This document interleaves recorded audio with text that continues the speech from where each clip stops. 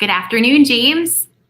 Hi, Michelle. How are you? I'm awesome. I'm so grateful that you're here with me. Thank you for joining Michelle's Conversations That Matter.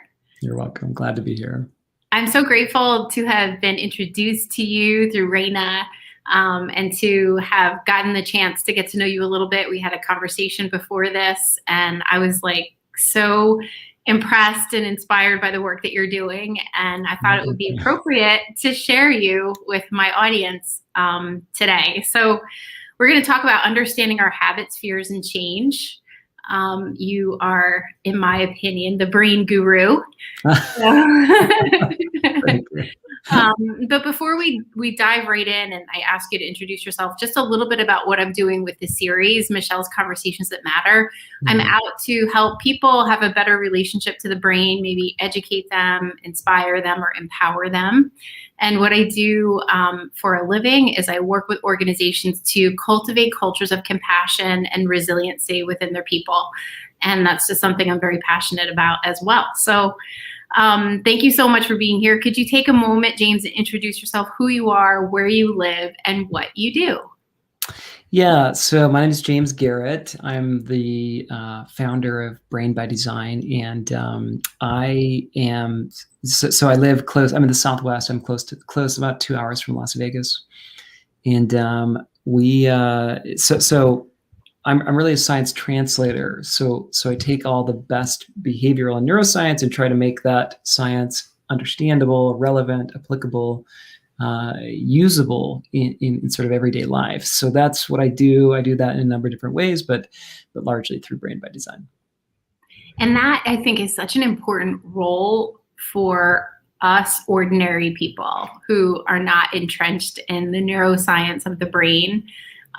So thank you for doing that work, because I think there's an understanding that needs to happen amongst people if we want to eradicate stigma. So thank you for the work you do. You're welcome. And I'm very much ordinary as well. Just so you know, yeah.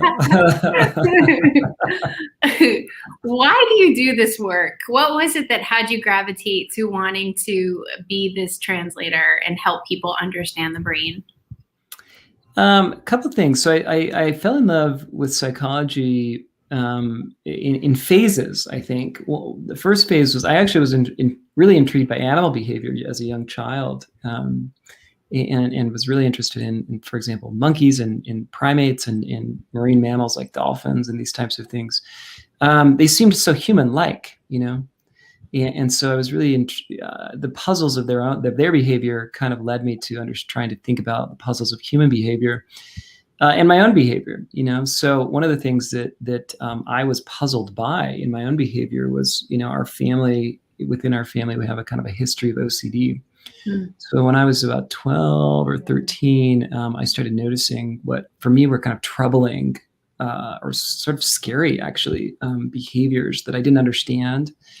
I didn't know why, I was doing those things, checking and being overly perfectionistic and these types of things. And so I sort of wanted to figure that out because it bugged me. I certainly was not telling anybody, at least in the beginning, very much, these types of things, as you mentioned the word stigma. Yeah. These things tend to be pretty shame-inducing, and you want to hide. You want to fake it, basically. Yeah. And you want to pass, as being normal. Mm-hmm. And so that's what I did. And because, gratefully, I was pretty good at that. It was went okay by and large. But anyway, I got into college and took an intro to psych class, and then really I fell in love with in a social psych class. I was like, oh wow, psychology is not just about mental illness; it's actually about everyday behavior. Mm-hmm.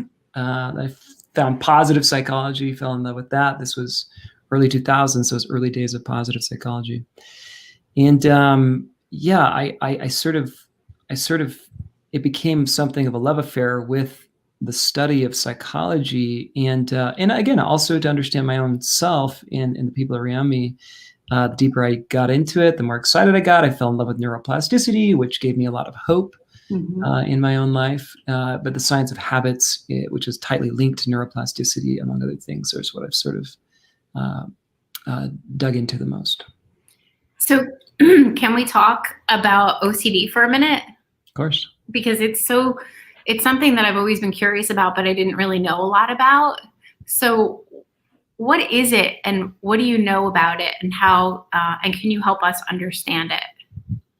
Yeah, it's in the anxiety disorders family. I don't tend to ascribe or sort of fall in line with the classical diagnostic model of categorizing brains. I don't think it's a particularly helpful framework. What I mean by that is the DSM. So the DSM is the Diagnostic and Statistical Manual of the American Psychiatric Association. It's the Bible of mental health, right, or mental illness. And so in my estimation, it's done good in some ways, but a lot of damage in others. The way it's done damage is to assign labels or categories to people. And those people believe they have those things, much in the way they would believe that they have an infectious disease.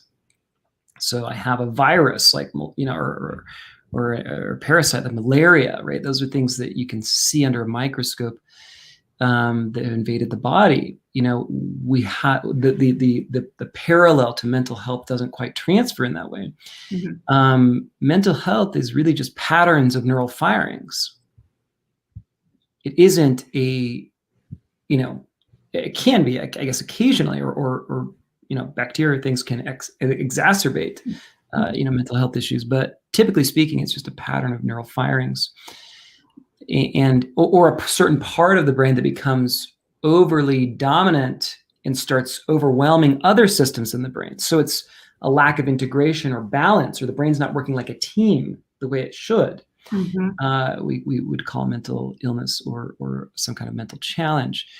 So anyway, with OCD, it's in the anxiety family. It's driven by anxiety. So your brain's running a little hot in one sense. Anxiety is a complicated thing, but it gets triggered by your alarm system of the brain, which is your amygdala. Your amygdala are these two almond-shaped structures. They're on both sides of the brain. The amygdala is something akin to a fire alarm. So if you were, we all have that memory of that kid in junior high who would pull the fire alarm for no particular reason. That's your amygdala. It overreacts. It's an all hands on deck kind of experience when your amygdala fires. And over time, people's amygdalae, which is the plural form of that word, become more sensitive because the neurons get exercised, get used, right? And what gets used gets strengthened. And so in some very profound sense, when I say some systems can become imbalanced or stronger than other systems, it's the ones that get used the most, get strengthened and get, again, a little bit out of whack, perhaps, or sort of not integrated. It's like you have a player on a basketball team who's a ball hog and never passes to the other players. And in that sense, it's not a well-functioning team.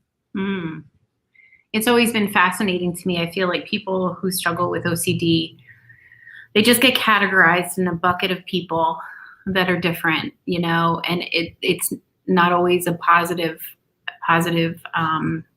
way that we talk about it. So I'm just thinking about that.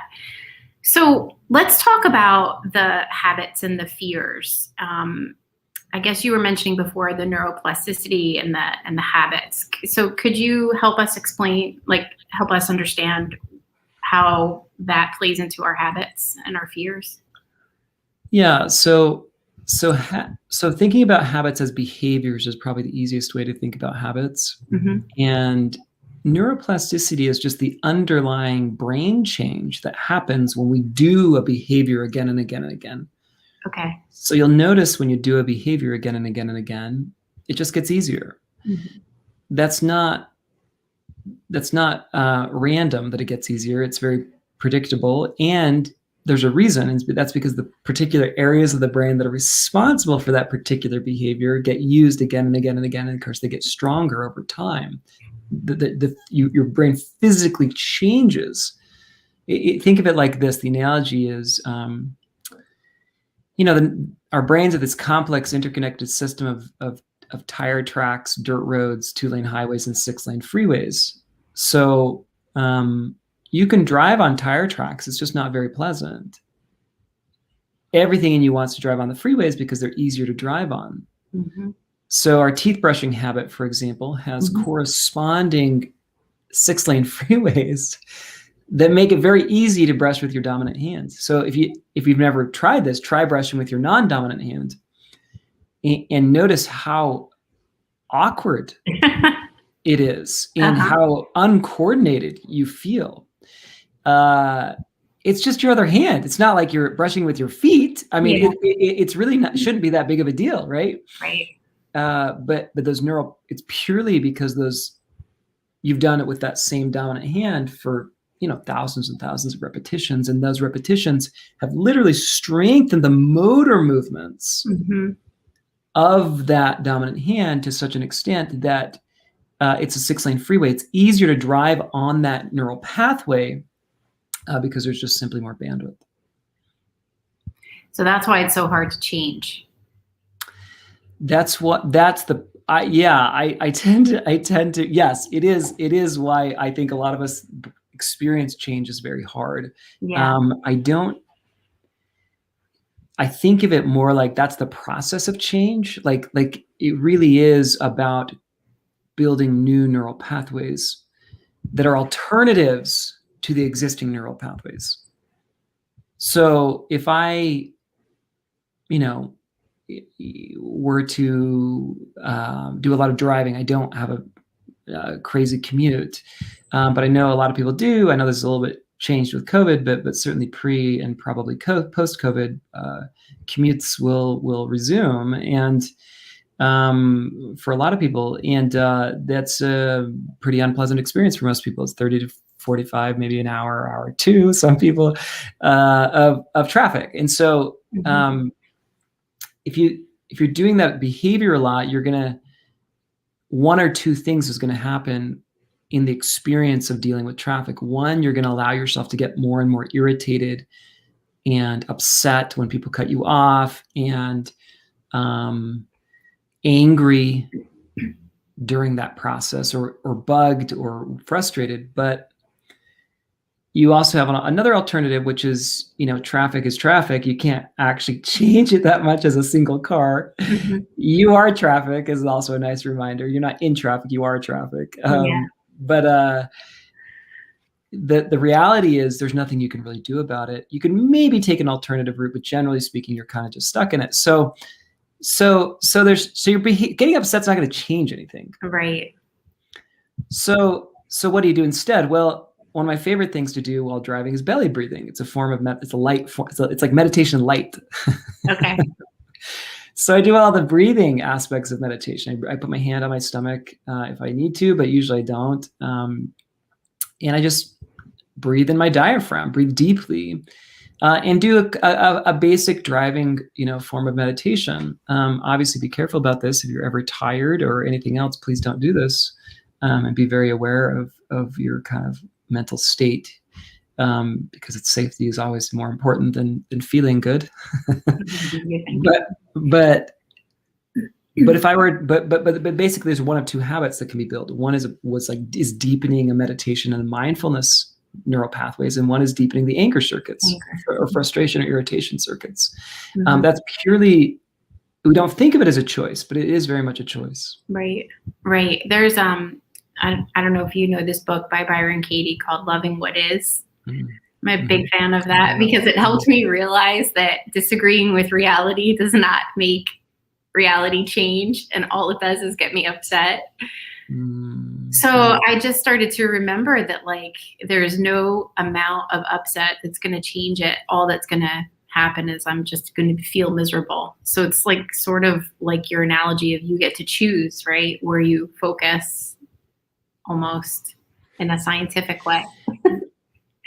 Yeah, you get to choose, and I really love to use the word choose, because I think that's the most important way to relate to the experience of it. If you feel like if you feel like you have to do something, or you shouldn't get angry, Yeah. Oh, yeah.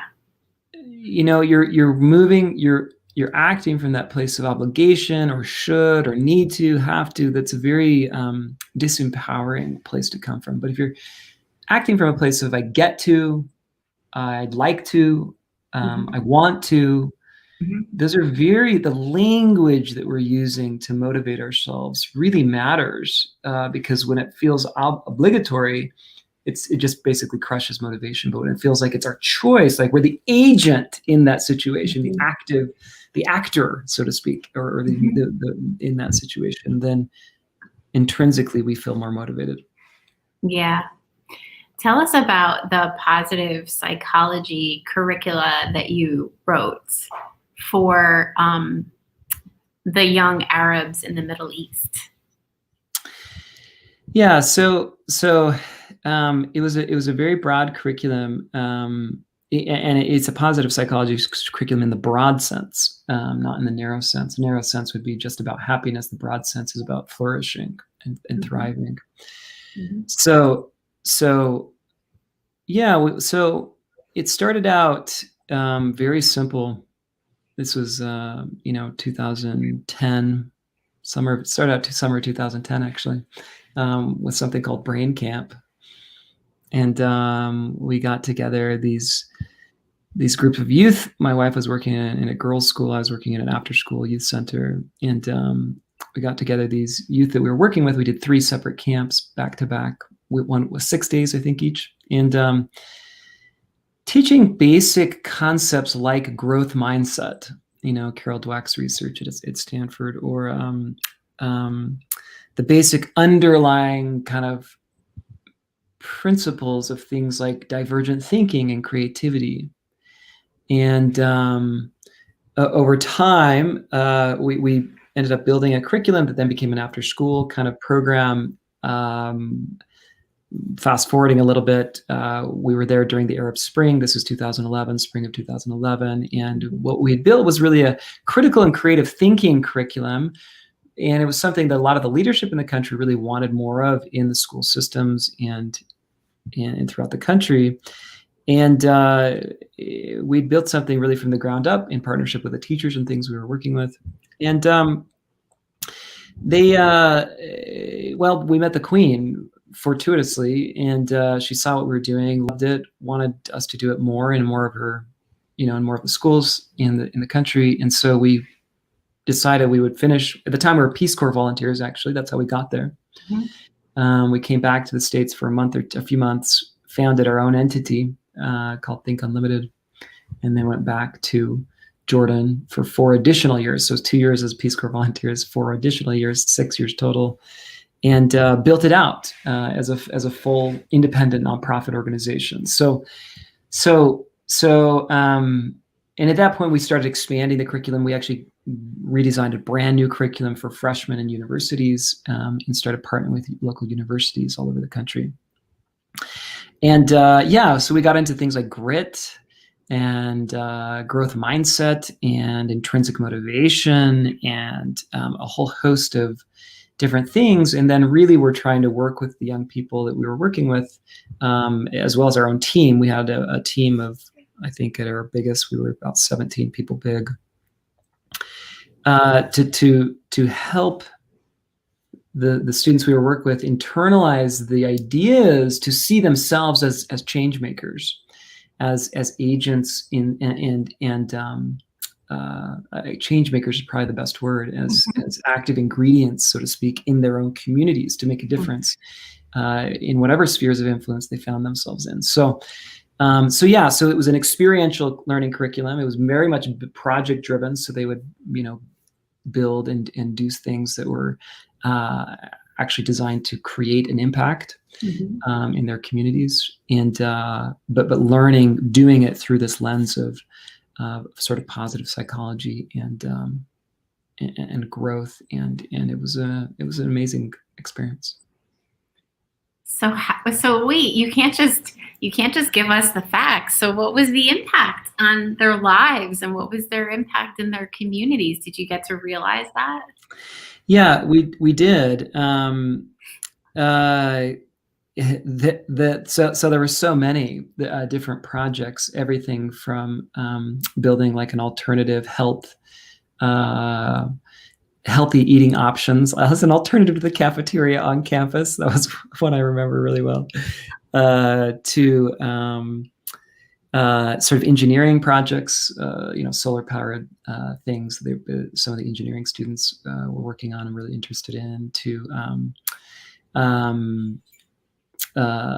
work with, there was one of the students was working pretty intensively on building libraries locally, and there was a lot of work with refugees. I mean, this is the Syrian, war was sort of heating up during this time as well, and so a good number of the students were also interested in getting involved with the Syrian refugee crisis in Jordan. Jordan was the biggest, receiver, or one of the biggest in the region. So yeah, the stories were varied and very, very powerful. And we ended up having to sort of wrap up our time there a little bit earlier than we expected. This is 2015. This is the geopolitical neighborhood. ISIS was on the rise across the border, and Peace Corps pulled out in March 2015, all their volunteers out, and that was one of our bellwethers as far as our own safety, as well as the safety of our team and staff. And so we ended up wrapping up our operation by the end of June of 2015 and came back in July of 2015. Wow. That must have been very fulfilling work personally for you and your wife, right? It was incredibly fulfilling. Yeah, it was. Yeah, that's amazing. So let's switch gears and talk a little bit, dive into fear, because I feel like fear is just one of those things that it does hold us back if we don't learn how to dance with it, I guess. And you shared with me when we spoke earlier that we can actually rewire our brain to become more courageous. It sounds like a good idea, but how do we actually do that? Yeah, I get that. It's harder to practice things like courage than it is to practice things like exercise. Even though exercise itself is very hard, it's a behavior, it's a behavioral habit, not a mental/emotional habit. So we're getting into the realm with courage and overcoming fear of mental and emotional habits. And these are things that I would argue are equally important, and maybe sometimes even more important than behavioral habits. How many books have been written on leadership, for example? Why do we care so much about? And why do we care about teaching kids those types of skills? Well, we care because the things like emotional intelligence and the suite of skills that make that up really are our mental and emotional habits. And so practicing courage, and there's a lot of interesting groundwork that's been laid here, Brene Brown, among others. Practicing courage, I believe, boils down to something like leaning into negative and difficult emotions and discomfort instead of running away from them. So for me, why do I care so much about practicing courage and trying to overcome fear? Because that was my pattern, right? When things got tense, I was like, woo, avoid conflict, like at all costs, like, let's just all get along. Can we all just get along, Yeah. I was raised in a very conflict averse house. Like, it was very, my dad was very, very, everything was like, peace. Like, let's just keep the peace, right? You're really upset about something? Well, let's just kind of put that under the bed and we'll just keep playing games and having fun, right? Yeah. So, there's a lot of value, I think, to that kind of experience, but there's a lot of missed opportunity in terms of really dealing with the complexity of what it means to be human. you know, I think we experience this stuff in our closest relationships. I'm thinking, you know, with my spouse, my wife. You know, if there's disagreement or challenging emotions, you know, I've done something that's upset her, or maybe I've broken my word, and I'm, you know, we're out of alignment or integrity with each other, or she's mad, understandably, because I said something I didn't do or did do, or something else, or vice versa. I might be upset at her. My pattern was to run away, or to just kind of try to jump over it. Like, let's just smooth it over with a lot of good laughs, and how about some good food? I mean, we could throw in a few different things to kind of make this right? Yeah. But what I really needed to do was to own it, to take ownership over what I've done. And I certainly don't, I'm certainly not perfect at this, but I believe I'm better than I used to be, which is taking ownership and saying, like, I'm sorry. I can tell you're mad, and I think it's because of this. Is that right? Am I reading that right? I get that. I get why you're upset.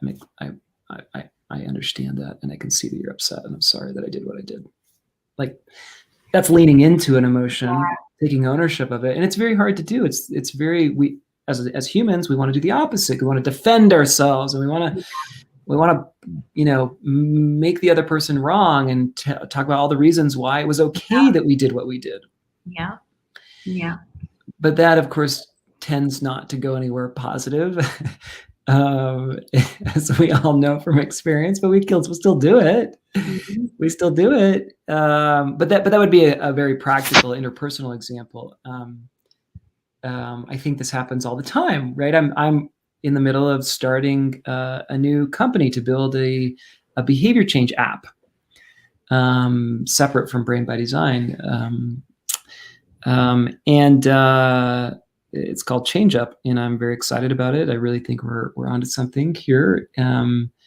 But like, I'm having to face all the like scary stuff, like fundraising from venture capitalists, and like the echoes of trying to raise money from some of those same kinds of folks when we were with our nonprofit organization. And you know, it's like all that stuff. And then again, moving into this role of being like a founder / CEO, where I have a team, and I've been a lone wolf for the last 5 years, and I loved it.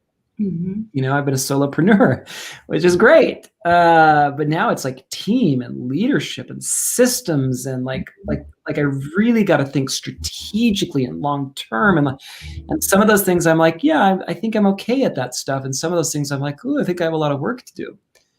But starting a new company or business would be an example of leaning into something that scares me. Why am I leaning into something that scares me? Shouldn't I be like avoiding that thing? No, that's what fear would tell me I'm supposed to do. In other words, fear freezes, right? And what you want to do to overcome it is recognize that freezing is the default response of fear. But the upgraded response to that is actually taking action in the face of fear. And that's the new habit you're trying to create. So when we first spoke, you told me about this experiment you did with a burger shop.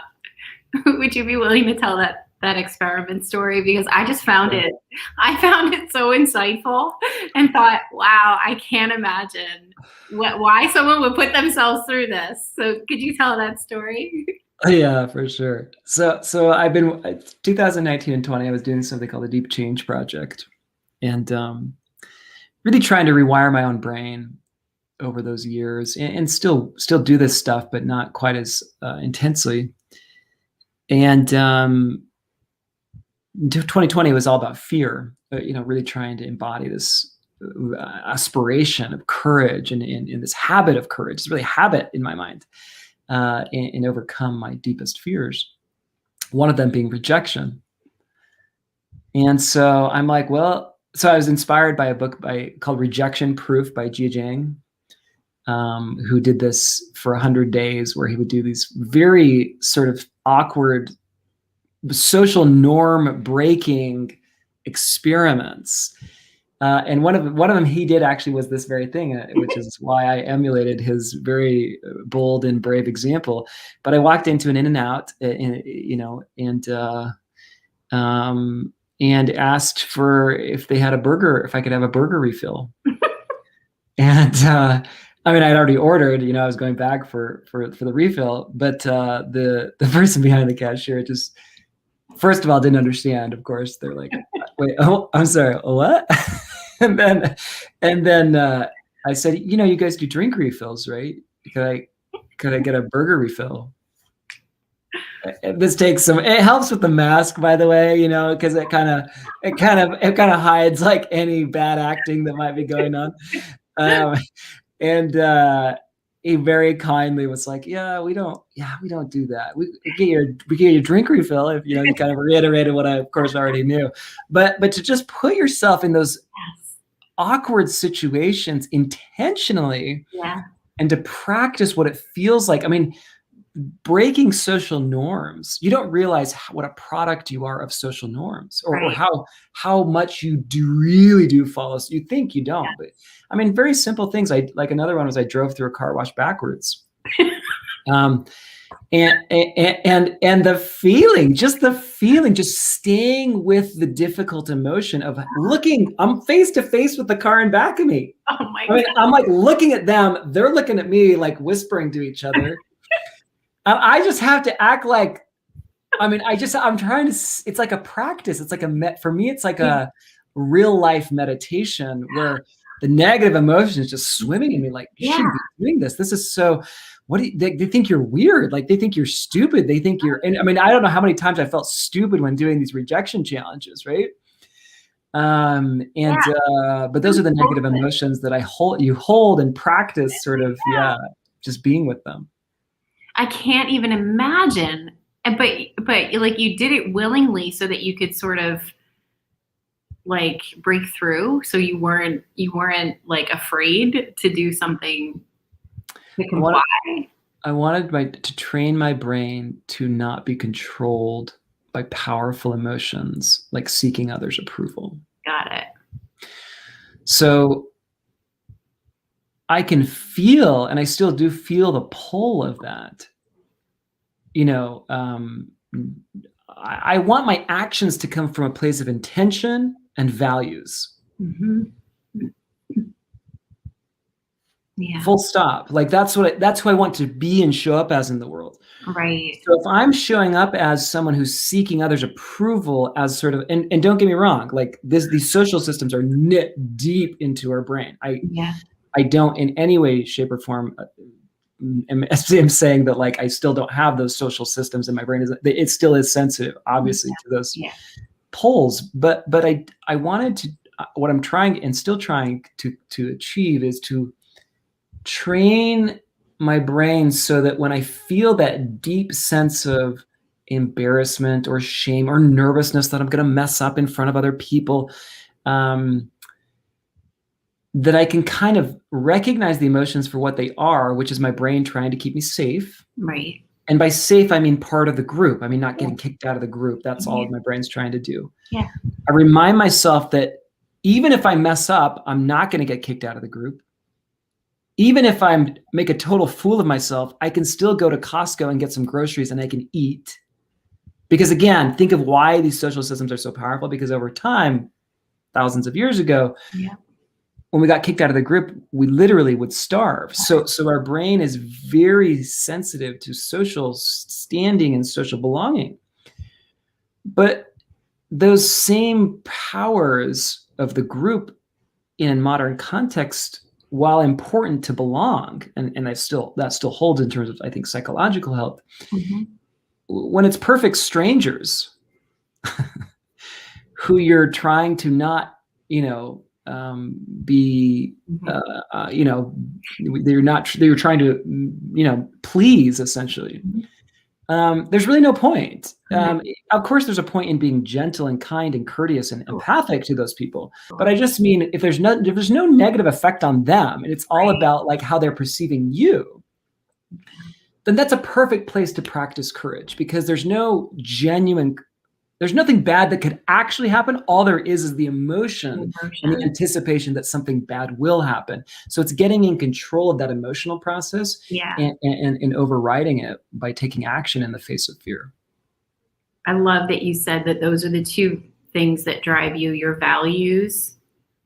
And what was the other thing? That your those intent, your your intentions. intention and your values, no more, no less, right? And that's definitely hard to do.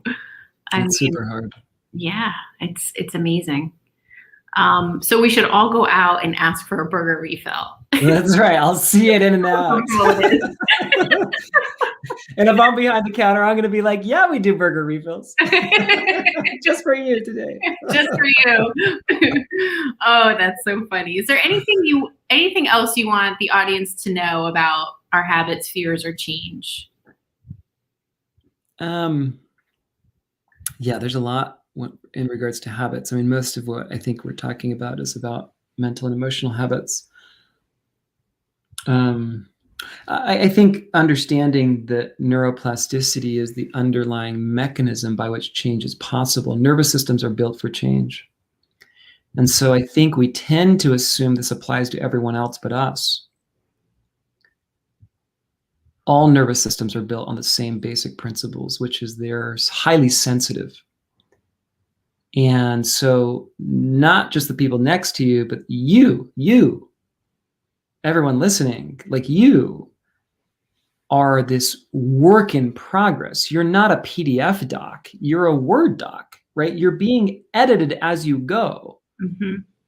And you're the author of that editing. I think what's also empowering, right, about this understanding is you're the designer of your own brain. You have that latent capacity to sort of direct. It's not, this is why Brain by Design, this is why I named my company what I did, is because that to me is what human potential is this ability to not just architect our own behaviors, which is one form of power I think we have, but it's actually to architect our own brains.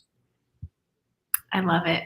And you know what? It reminds us that we are works in progress, right? That we're not fixed, like you said, we're not a PDF, right? And that there's hope in that. There's hope in that realization that, just because you've always done a certain thing a certain way and you have these habits, you still have the ability to script what you want for yourself and for your life and for your future. Yeah, exactly. So what else are you up to as we start to wrap up? I know you mentioned to me that you have like a 30-day. Tell us about what you offer and how you help people. Sure. Yeah, so I have a year-long kind of subscription model where people, it's called Change Up, and people go through this. Every month we're working on a different theme. You can join basically at any point during the year. But basically we're going through each of these.